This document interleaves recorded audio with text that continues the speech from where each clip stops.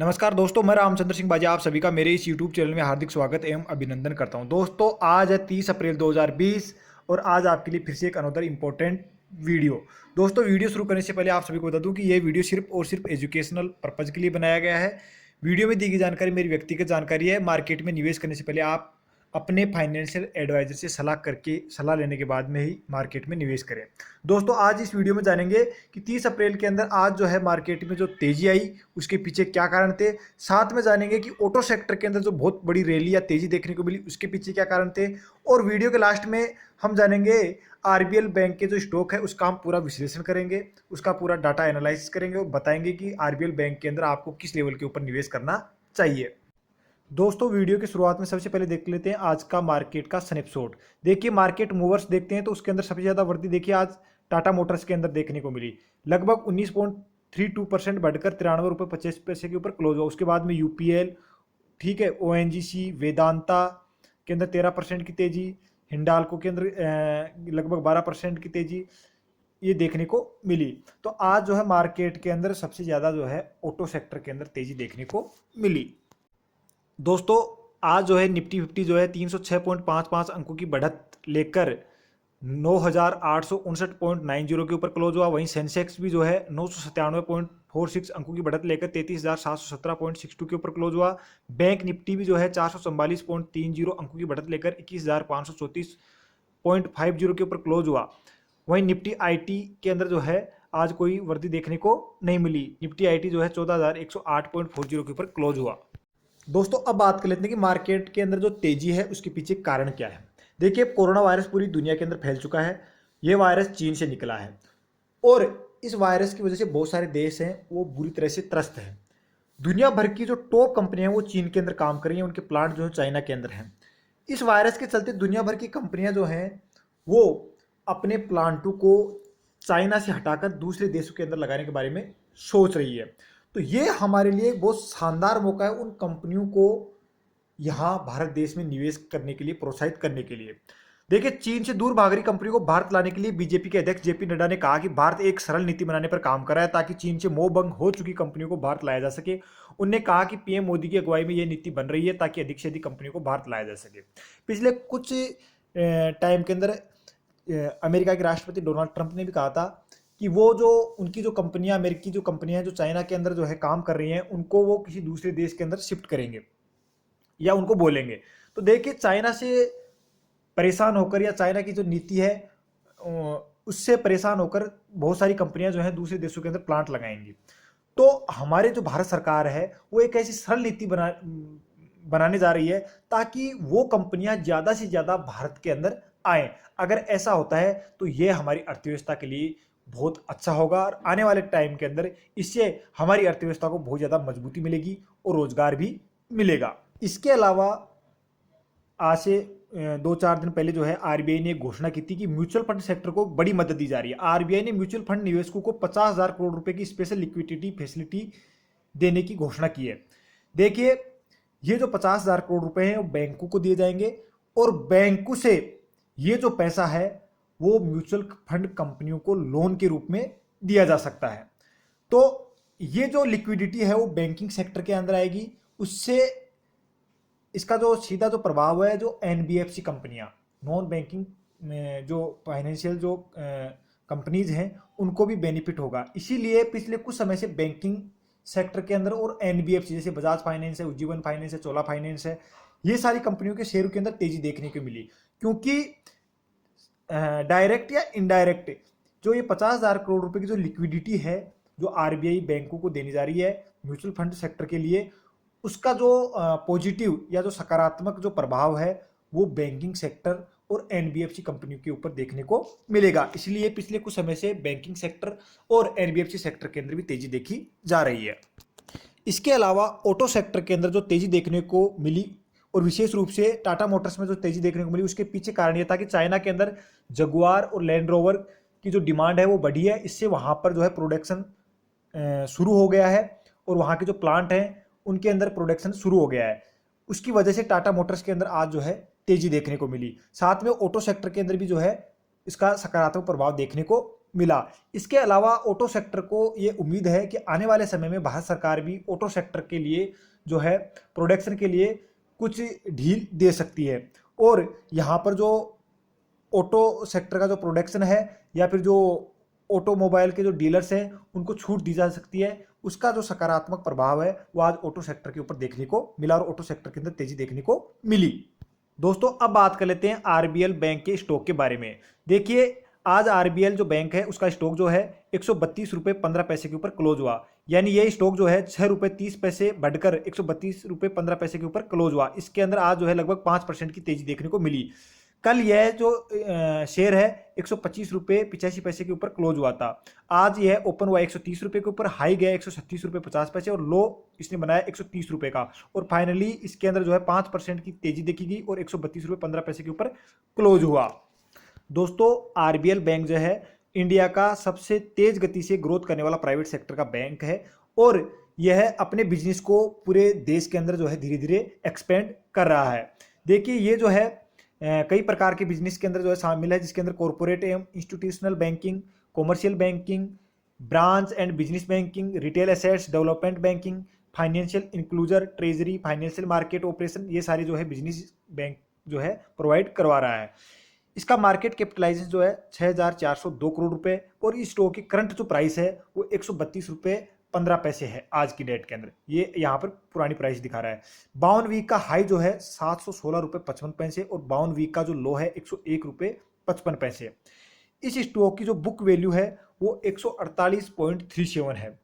देखिए स्टॉक जो है अपनी बुक वैल्यू से कम प्राइस के ऊपर अभी ट्रेड कर रहा है, और स्टॉक का पी जो है 10.03 है, और इस स्टॉक का डिविडेंड यील्ड जो है 2.15% है, और इसका रिटर्न ऑन इक्विटी जो है 12.18% है। पिछले 3 सालों की जो सेल्स ग्रोथ है वो 31.92% है, और इस स्टॉक की फेस वैल्यू 10 रुपये है।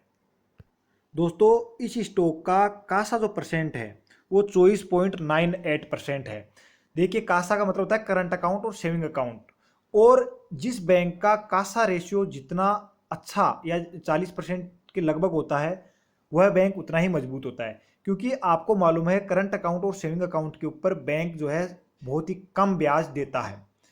यानी जो कासा के रूप में जो बैंक के पास जो पूंजी आती है वो यूँ मान लीजिए कि बैंक को बिल्कुल ही कम इंटरेस्ट के ऊपर वो पूंजी लेता है, और उसी पूंजी को वो अपने ग्राहकों को लोन के रूप में देता है और उसके ऊपर मोटा ब्याज कमाता है।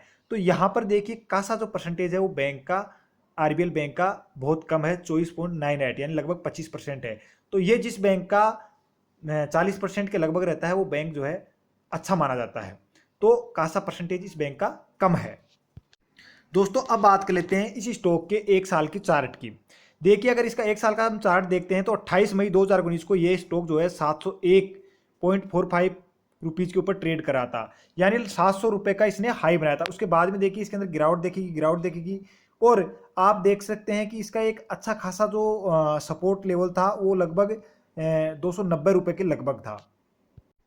दोस्तों ये स्टॉक जो है 4 मार्च 2020 को 295.85 के लगभग जो है ट्रेड करा था। उसके बाद में कोरोना प्रभाव की वजह से ये स्टॉक जो है गिरता ही चला गया, और गिरकर ये स्टॉक जो है 105 रुपये के ऊपर आ गया। 22 अप्रैल 2020 को ये स्टॉक जो है 105 रुपये 15 पैसे के ऊपर ट्रेड कर रहा था। यह इसका ऑल टाइम लो लेवल था। उसके बाद में देखिए इस स्टॉक के अंदर थोड़ी तेजी देखने को मिली, और 29 अप्रैल 2020 यानी कल ये स्टॉक जो है 125 रुपये 85 पैसे के ऊपर था, और आज इसके अंदर जो है तेजी देखने को मिली, और आज ये स्टॉक जो है 132 रुपये के लगभग जो है ट्रेड कर रहा है, यानी आज ये 132 रुपये 15 पैसे के ऊपर क्लोज हुआ था।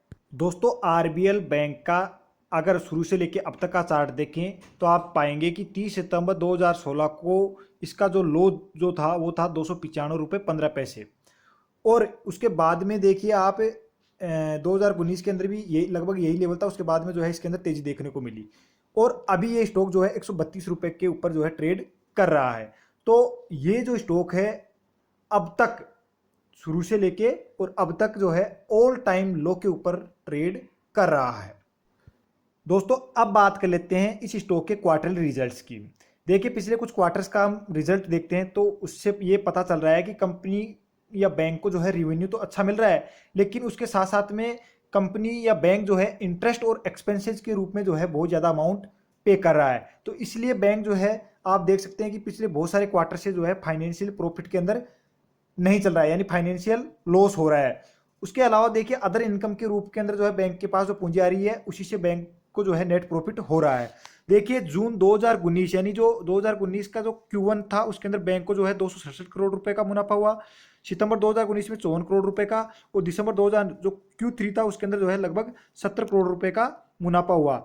ईपीएस देखिए जो Q1 था उसके अंदर ईपीएस जो है 6 रुपये 25 पैसे, सितंबर 2019 में 1.26 और दिसंबर 2000 यानी Q3 के अंदर देखिए 1.56 था। दोस्तों बैंकिंग सेक्टर के किसी भी स्टॉक को एनालिसिस करने से पहले हम उसका सबसे इंपॉर्टेंट जो चीज़ देखते हैं वो एनपीए देखते हैं। देखिए ग्रोस एनपीए और नेट एनपीए। एनपीए का मतलब होता है नॉन परफॉर्मिंग एसेट्स, यानी बैंक जो लोन देता है उसके अंदर जो राशि लोन की जो राशि जो है वापस नहीं आती है या जिसका आना बहुत ही मुश्किल होता है उसको बैंक जो है एनपीए घोषित कर देता है। तो आप देखेंगे Q1 के अंदर बैंक का जो एनपीए था, ग्रोस एनपीए था वो 1.38% था। Q2 के अंदर 2019 के Q2 के अंदर 2.60% था और क्वार्टर 3 के अंदर 3.33% हो गया, यानी ग्रोस एनपीए देखिए लगातार बढ़ा है। उसके बाद में बात करते हैं नेट एनपीए की। देखिए 2018-19 के अंदर Q1 के अंदर जो है नेट एनपीए 0.65% था, Q2 के अंदर बढ़कर 1.56% हो गया, क्वार्टर 3 के अंदर 2.07% हो गया। तो जो इसके अंदर जो निवेशक जिन्होंने पैसा निवेश कर रखा था उनको एक बहुत बड़ा डर इस बात का सता रहा था कि जो यस बैंक के अंदर एनपीए की वजह से जो स्थिति बनी कहीं वही स्थिति इस बैंक के अंदर भी ना बन जाए, इसलिए निवेशकों ने जो है अपने शेयर्स को बेचना शुरू कर दिया और इस स्टॉक के अंदर जो है गिरावट देखने को मिली और ये स्टॉक भी जो है 700 रुपये से गिरकर अभी जो है 100 रुपये के लगभग भी आ गया था और अभी 132 रुपये के ऊपर ट्रेड कर रहा है। तो सबसे जो बड़ी जो स्थिति है वो इस बैंक के अंदर जो प्रॉब्लम है वो एनपीए को लेकर है और इस बैंक का भी एनपीए जो है लगातार बढ़ रहा है। तो अब बात कर लेते हैं इस स्टॉक के ईयरली या सालाना रिजल्ट्स की। आप देखिए सालाना रिजल्ट्स में ध्यान से देखिए, जो मार्च 2014 के अंदर जो फाइनेंशियल ईयर के जो रिजल्ट जारी किए गए वहां से बैंक के अंदर जो है फाइनेंशियल प्रॉफिट नेगेटिव में है। देखिए जो बैंक को जो टोटल रिवेन्यू आ रहा है उसकी तुलना के अंदर जो इंटरेस्ट जो राशि के ऊपर बैंक इंटरेस्ट देता है और एक्सपेंसेज यानी इंटरेस्ट और एक्सपेंसेज जो है रिवेन्यू से ज़्यादा है, इसकी वजह से बैंक जो है फाइनेंशियल लॉस के अंदर चल रहा है। हालांकि जो है उसके अंदर मार्च 2014 से तुलना की जाए तो जो फाइनेंशियल जो प्रॉफिट है उसके अंदर जो है या जो लॉस बोल सकते हैं वो कम हुआ है। उसके बाद में देखिए बैंक को जो प्रॉफिट हो रहा है वो हो रहा है अदर इनकम से। अब हम सीधा बात करते हैं पिछले 3 सालों के नेट प्रॉफिट की। देखिए मार्च 2017 के अंदर 2016-17 के फाइनेंशियल के जो रिजल्ट जारी किए गए उसके अंदर बैंक को जो है 446 करोड़ रुपए का प्रॉफिट हुआ। मार्च 2018 के अंदर जो रिजल्ट जारी किए गए उसके अंदर बैंक को जो है 635 करोड़ रुपए का मुनाफा हुआ और मार्च 2019 में यानी फाइनेंशियल ईयर 2018-19 के लिए जो रिजल्ट जारी किए गए उसके अंदर बैंक को जो है 867 करोड़ रुपए का शुद्ध मुनाफा हुआ और जो अभी जो 3 क्वार्टर के जो रिजल्ट जारी किए गए उसके अकॉर्डिंग बैंक को जो है 838 करोड़ रुपए का मुनाफा हो रहा है। दोस्तों बैंक को प्रॉफिट तो हो रहा है लेकिन वो प्रॉफिट अदर इनकम से हो रहा है। सबसे अच्छा तब होता जब बैंक जो है फाइनेंशियल प्रॉफिट के अंदर रहता, यानी उसका जो रिवेन्यू है वो इंटरेस्ट और एक्सपेंसेज से ज़्यादा रहता, यानी रिवेन्यू इंटरेस्ट और एक्सपेंसेज की तुलना में ज़्यादा आता तो बैंक की जो है और मजबूत स्थिति में होता। दोस्तों अब बात कर लेते हैं ईयरली रिजल्ट्स के अकॉर्डिंग जो है अर्निंग पर शेयर के बारे में और डिविडेंड कितना पे आउट करता है उसके बारे में। देखिए 2017 मार्च के अंदर जो ईयरली रिजल्ट जारी किए गए उसके अंदर उसके अकॉर्डिंग बैंक का जो ईपीएस अर्निंग जो पर शेयर था वो 11.89 और जो मार्च 2018 के जो रिजल्ट जारी किए गए उसके अकॉर्डिंग जो है ईपीएस 15.13 और मार्च 2019 के अंदर जो रिजल्ट जारी किया गया उसके अंदर जो है अर्निंग पर शेयर 20.32 और अभी जो 3 जो क्वार्टर के अकॉर्डिंग जो रिजल्ट जारी किया गया बन रहा है उसके अकॉर्डिंग जो है इसका अर्निंग पर शेयर 14 रुपये 86 पैसे है। तो अगर अर्निंग पर शेयर की बात करें तो जो है लगातार उसके अंदर वृद्धि देखी जा रही है। तो ये एक यहाँ पर पॉजिटिव आप खबर मान सकते हैं या पॉजिटिव न्यूज़ मान सकते हैं कि अर्निंग पर शेयर जो है लगातार बढ़ रहा है। अभी बात करते हैं डिविडेंड पे आउट की। देखिए मार्च 2017 के जो रिजल्ट के अकॉर्डिंग जो है इसने 15% डिविडेंड पे आउट किया। मार्च 2018 के अकॉर्डिंग जो है 14% का, और मार्च 2019 के अंदर जो रिजल्ट जारी किया गया उसके अंदर जो है डिविडेंड 13% पे आउट किया। अब बात कर लेते हैं इस बैंक के कंपाउंडेड सेल्स ग्रोथ की। पिछले 10 सालों के अंदर इसका कंपाउंडेड सेल्स ग्रोथ जो है 46.55% रहा। पिछले 5 सालों में 36.05% रहा, पिछले 3 सालों में 31.92% रहा, और टीटीएम जो है 43.08% रहा। अब बात कर लेते हैं इसके कंपाउंडेड प्रॉफिट ग्रोथ की कि इसका प्रॉफिट ग्रोथ पिछले कुछ सालों में कैसा रहा। पिछले 10 सालों में जो है 39.78% रहा, पिछले 5 सालों में प्रॉफिट ग्रोथ जो है 56.79% रहा, और पिछले 3 सालों में 43.73% रहा, और टीटीएम जो है नेगेटिव के अंदर 19.98% रहा। तो प्रॉफिट ग्रोथ भी जो है पिछले कुछ सालों के अंदर बैंक का ठीक ठाक रहा। अभी बात कर लेते हैं रिटर्न ऑन इक्विटी की, यानी इस स्टॉक के ऊपर जो रिटर्न है वो निवेशकों को किस प्रकार से मिला। तो रिटर्न ऑन इक्विटी पिछले 10 सालों का 10.37% रहा, पिछले 5 सालों का 11.66% रहा, और पिछले 3 सालों का जो है 11.96% रहा, और लास्ट ईयर की तुलना के अंदर जो है 12.18% रहा। दोस्तों अब बात कर लेते हैं बैंक के बैलेंस शीट की। देखिए बैलेंस शीट में मेन जो चीज़ें देखते हैं वो देखते हैं बोरोइंग और टोटल लाइबिलिटी, यानी बैंक के ऊपर कर्ज कितना है और देनदारियाँ कितनी हैं। देखिए मार्च 2016 के जो रिजल्ट जारी किए गए उसके अकॉर्डिंग जो है बैंक के ऊपर 34,885 करोड़ रुपए कर्ज था। मार्च 2017 के जो रिजल्ट थे उनके अकॉर्डिंग 42,568, मार्च 2018 के जो रिजल्ट थे उनके अकॉर्डिंग जो है 53,164 करोड़ रुपए, और मार्च 2019 के जो रिजल्ट जारी किए गए थे ईयरली उसके अकॉर्डिंग जो है बैंक के ऊपर 17,226 करोड़ रुपए का लोन था। इसके ऊपर टोटल लाइबिलिटीज भी जो है इंक्रीज हो रही हैं। तो एक जो नेगेटिव जो बात है वो ये है कि बैंक के ऊपर जो कर्जा है वो लगातार जो है ईयर टू ईयर जो है बढ़ रहा है, तो उसकी वजह से भी जो है इस स्टॉक के अंदर जो है गिरावट देखने को मिली है। लेकिन साथ साथ के अंदर आप ये भी देख सकते हैं कि टोटल एसेट्स वैल्यू जो है, यानी जो बैंक की जो परिसंपत्तियां हैं उनके अंदर भी ग्रोथ देखने को मिल रही है। आप पिछले कुछ 3 सालों का जो अगर टोटल एसेट्स वैल्यू देखेंगे तो वो लगातार बढ़ रहा है, तो ये एक अच्छी चीज़ भी है। दोस्तों अब वीडियो के लास्ट में बात करते हैं कि आरबीएल बैंक में क्या इस समय निवेश किया जा सकता है, और यदि हाँ तो किस प्राइस के ऊपर हमें निवेश करना चाहिए। ये डिसाइड करने से पहले एक बार जो है हम इसका पूरा डाटा एक बार दोबारा से एनालिसिस करते हैं। देखिए सबसे पहले हमने बैंक का डाटा देखा, उससे हमें पता चला कि जो बैंक का जो कासा परसेंटेज है यानी करंट अकाउंट सेविंग अकाउंट जो परसेंटेज है वो लगभग 25% है, जो अदर जो प्राइवेट बैंक है उससे बहुत कम है। अदर जो प्राइवेट जो टॉप बैंक है उनका 40% से ऊपर है, तो ये एक नेगेटिव पॉइंट है। उसके बाद में देखिए इसकी जो करंट प्राइस है वो इसकी करंट जो बुक वैल्यू है उससे कम है। चार्ट को देखने पे पता चलता है कि जो बैंक जो है का जो स्टॉक है वो अपने अभी ऑल टाइम लो के ऊपर जो है ट्रेड कर रहा है। उसके बाद में देखिए क्वार्टर रिजल्ट देखते हैं तो उसे पता चल रहा है कि क्वार्टर टू क्वार्टर बैंक का एनपीए बढ़ रहा है, इसलिए निवेशकों को यह डर सता रहा है कि कहीं यस बैंक वाली स्थिति इस बैंक के अंदर ना हो जाए, इसलिए जो है निवेशक इस बैंक से निकल रहे हैं।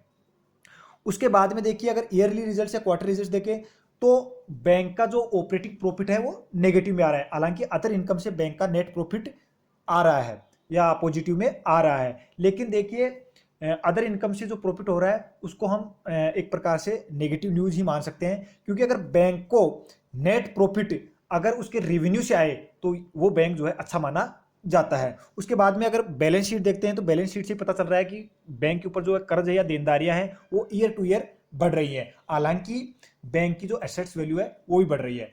अब देखिए ये जो बैंक है वो फास्टेस्ट ग्रोइंग बैंक है। अभी ये अपनी जो ब्रांचेज हैं या अपने बिजनेस को जो है ऑल इंडिया एक्सपेंड करने की कोशिश कर रहा है, उसकी वजह से भी देखिए बैंक के ऊपर जो है इसके प्रॉफिट के ऊपर जो है दबाव देखने को मिल रहा है, क्योंकि एक्सपेंसेज जाता है।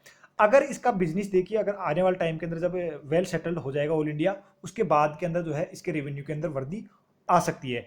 अगर आपको इस बैंक के अंदर निवेश करना है तो मेरी यह राय है, मेरी व्यक्तिगत राय है कि आप जो है 120 रुपए से लेकर 140 रुपए की रेंज के अंदर इस बैंक के अंदर आप निवेश कर सकते हैं। और अगर आप इस रेंज के अंदर अगर आप निवेश करते हैं तो आने वाले टाइम के अंदर ये बैंक आपको अच्छी रिटर्न इसका स्टॉक जो है दे सकता है, ऐसी संभावना है। दोस्तों यहीं पर वीडियो को समाप्त करते हैं। अगर आपको वीडियो अच्छा लगे तो प्लीज लाइक करें, शेयर करें और चैनल को सब्सक्राइब जरूर करें। धन्यवाद। जय हिंद।